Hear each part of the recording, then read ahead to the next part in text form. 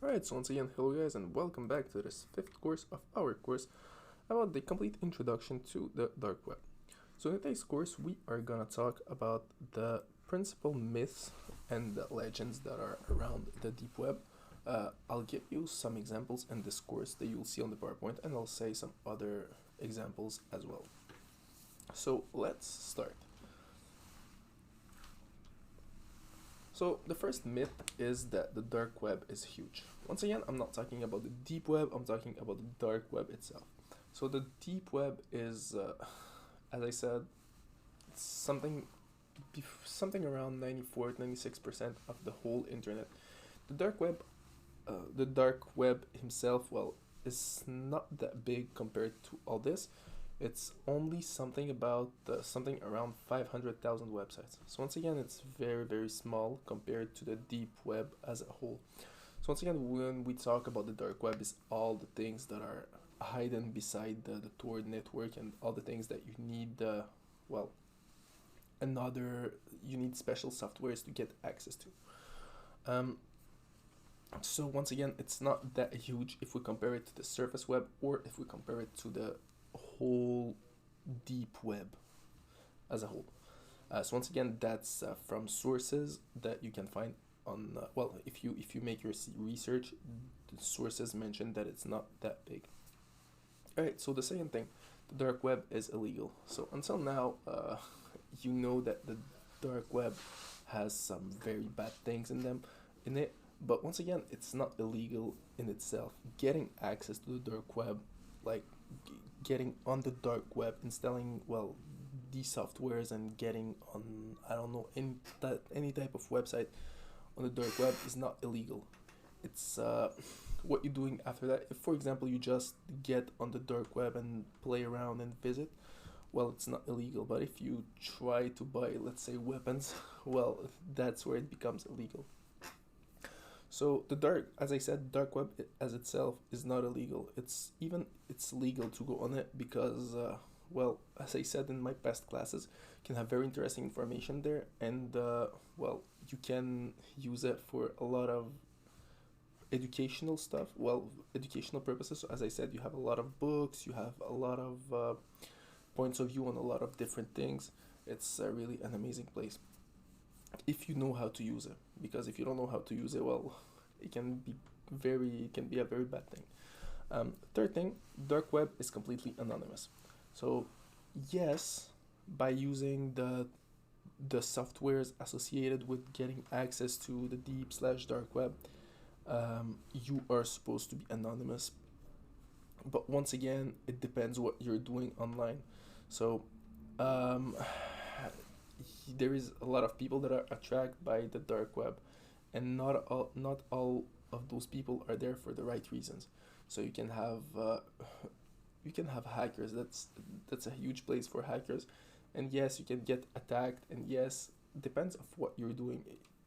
There is some kind of stuff that you can, if you do, well, you can get in trouble with law, or for example, getting attacked by other people on the dark web, because once again, if you are there just to learn things and just to read books and to get information, well, it's not a big deal.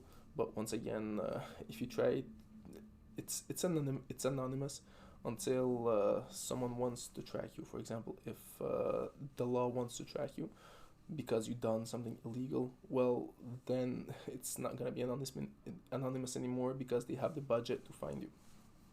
So yeah, it's anonymous, but just to a certain point. It's not completely anonymous. No, there is nothing on the internet that is 100% anonymous. Dark web is only used for crimes. So until now, I think you know my point of view about the dark web. If you know how to use it the right way, well, it's not a bad thing. Once again, as I said, you can find beautiful information. You can find books that you can't find necessarily in libraries, or books that well, are very hard to find on Amazon. You can find PDFs of those books.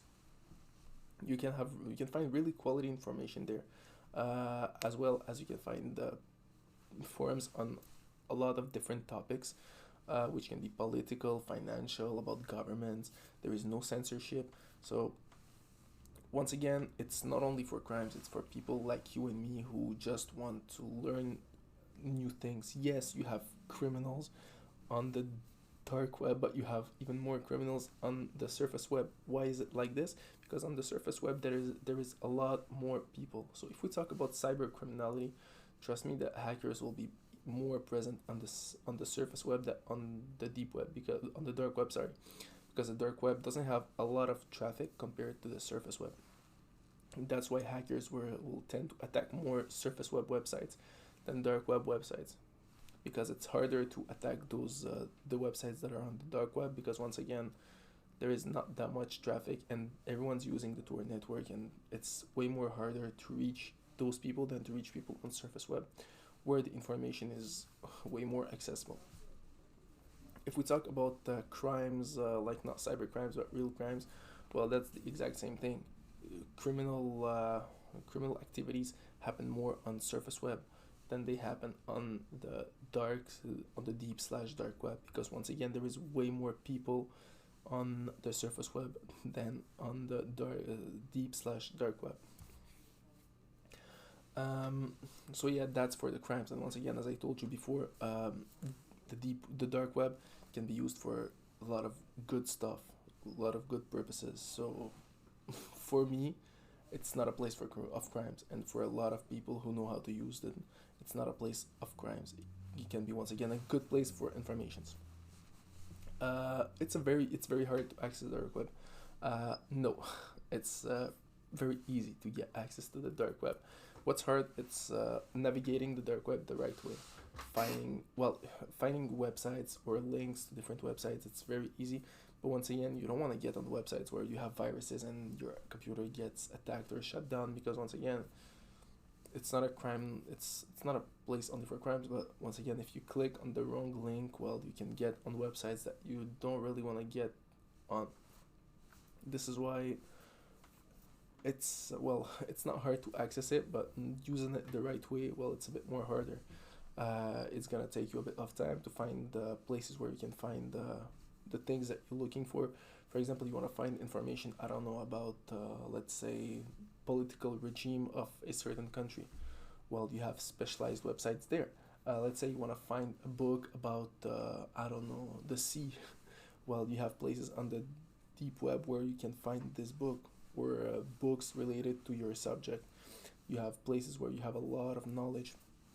So once again, it's not hard to access the dark web, but it's harder to know how to navigate the right way through the right way through the dark web. So you don't really need to be an expert to get access to this website. So that's for all the myths that are around the dark web. And then once again, it's very important for you guys to not believe all the creepypasta that you can see on YouTube or any other platform about the deep slash dark web, because a lot of those people who are saying, well, who are saying a lot of things about deep slash dark web is they are never been there, or they've been there for like 30 seconds, they just leave, because once again, it's if you know how to use it the right way, well, it's not a it's more a boring play. It's like the normal internet, but just websites are less let's say flashy or less attractive. That's the only thing. But besides of that, if you know how to use it, well, it's a really great place to learn new things, and well, most of all, learn new things and read new books. So that's it for this course, guys, and I hope you enjoyed it. See you in our next class, where we are gonna talk about the softwares that we can use to get access to the deep web.